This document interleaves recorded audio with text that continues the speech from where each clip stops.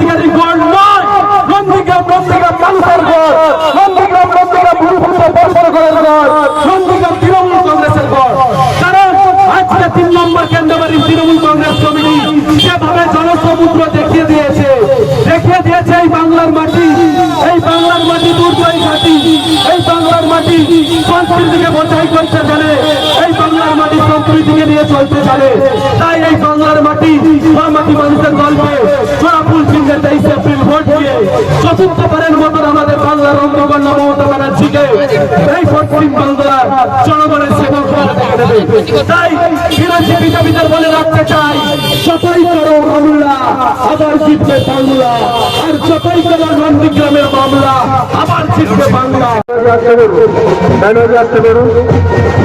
আপনারা জানেন এই বিগত 5 বছর এখানকার যে লোডশেডিং বিধায়ক ছিল এই নন্দীগ্রামের জন্য কি করেছে, আবারও নিরঞ্জনের মতন এই নন্দীগ্রামে দাঁড়িয়েছে।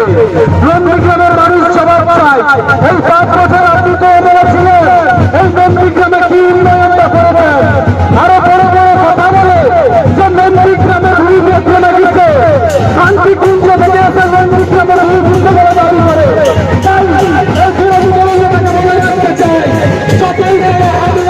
আবার জিতবে বাংলা।